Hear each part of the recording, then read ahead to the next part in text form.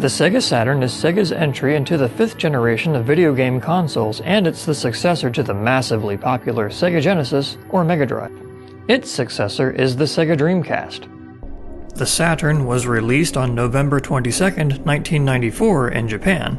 The original version of the console was a silver or shiny gray machine.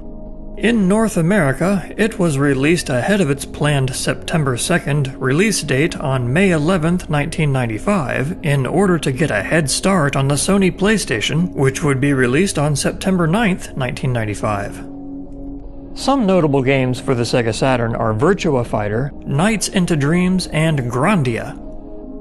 The Sega 32X add-on for the Genesis was released within the same time frame as the Saturn and served as an upgrade for the previous console. It was a processor upgrade with two 32-bit RISC SH2 chips, which were very similar to the processors that would be used in the Saturn. The 32X was intended to be a compromise of sorts for those who could not afford to purchase an entirely new console when the Saturn launched, but it was a largely unsuccessful add-on for the Genesis in terms of sales, much like the Sega CD upgrade was. The Saturn hardware is unusually complex for a gaming console, especially one for its generation.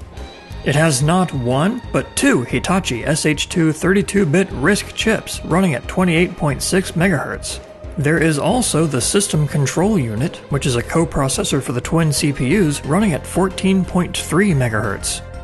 In terms of memory, the Saturn has 2 MB of system RAM, 1.5 MB of video RAM, and 512 KB of RAM dedicated to audio. The system's memory can even be expanded using a cartridge.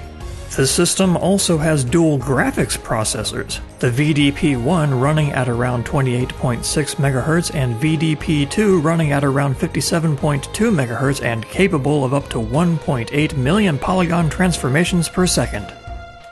The Saturn's display resolution is 704 by 512 interlaced or 704 by 224 with a lower resolution of 320 by 224 often being used. The graphics support 24-bit true color.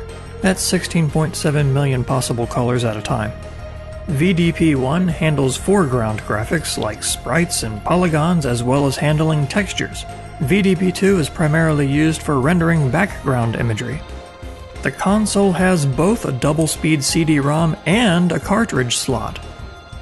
The Saturn's custom sound chip is an 11.3 MHz Motorola 68EC000 based Yamaha YMF292. It is combined with a Yamaha FH1 digital sound processor that runs at 22.6 MHz.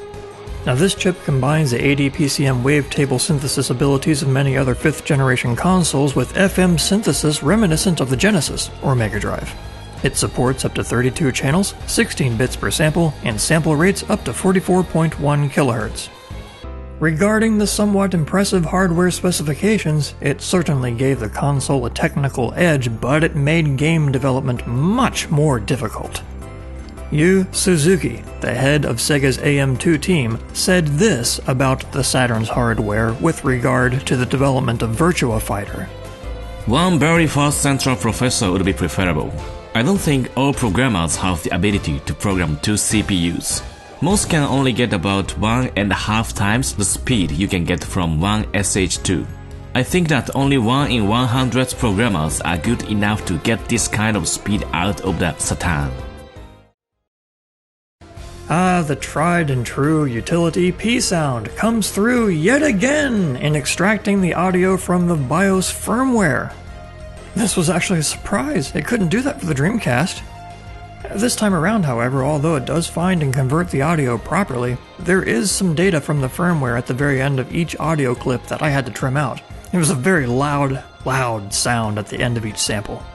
So yeah, as it turns out, just like the Sega Dreamcast, the startup sound is just a pre-recorded file. There are quite a few different versions here, each one being for a different version of the BIOS firmware. The startup audio is encoded in Yamaha's implementation of the Adaptive Differential Pulse Code Modulation, or ADPCM format, in the same way as the Dreamcast.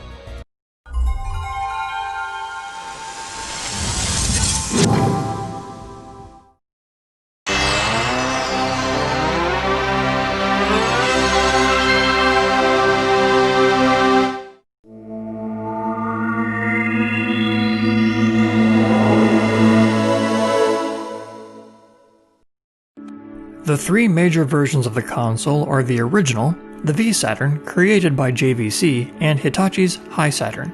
Each one has a different startup sound and animation sequence. Here are all of the different startup sounds. It is an interesting side note that the sample rate at which these are played back in the startups is a very non-standard 29 kHz. The Hitachi Saturn version 1.03.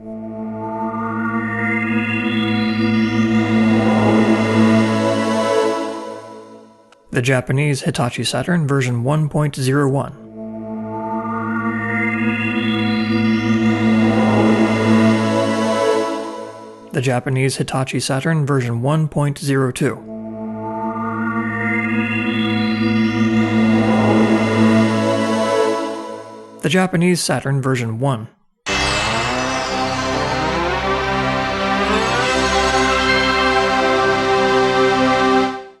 The North American Saturn version 1.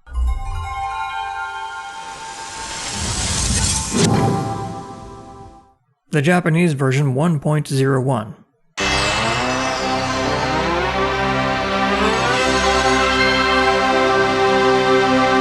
The North American version 1.01.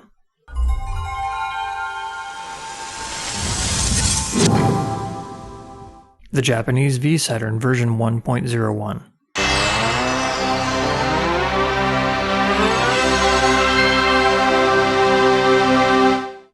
The Japanese Saturn version 1.003.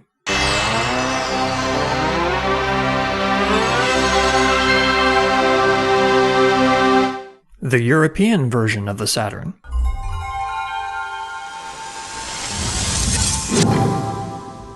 And the Sega Saturn BIOS version from October 12, 1994.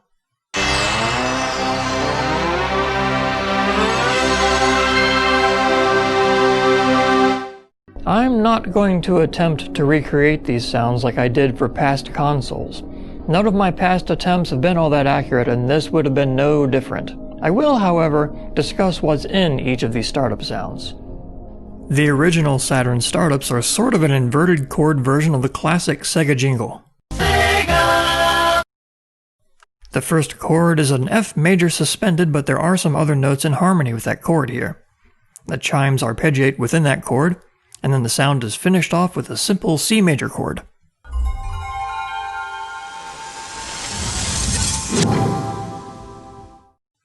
The V-Saturn uses a synth brass instrument with pitch-bending sweeps.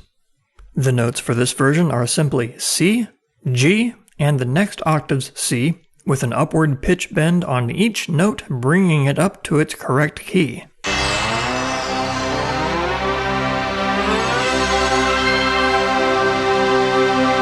There's a synth pad and chime sound underneath it. As a side note, this startup sound could have been made using the FM synthesis capabilities of the console if they wanted, but it is pre-recorded just like all of the other startups for the console. The Hitachi Saturn startup slowly pitch bends an A note and then ends with an A chord. And I'm not playing all of the notes in that final chord here. That instrument sound is a synth pad, and there are a lot of harmonics in that sound, and I couldn't pick out everything by ear.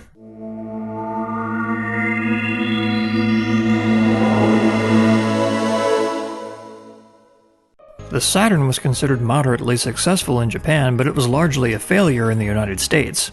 This was largely due to the Nintendo 64's launch in 1996. The Saturn was discontinued in 1998 in North America, and discontinued entirely in 2000. Another major contributing factor to the Saturn's lackluster sales was the cancellation of Sonic X-treme! It was going to be the first fully 3D game in the Sonic series, but the game engine required substantial revisions, resulting in developers being worked up to 20 hours a day just to meet deadlines. Some conflicts with the Nights into Dreams development team over the game engine ultimately led to the highly anticipated project being scrapped.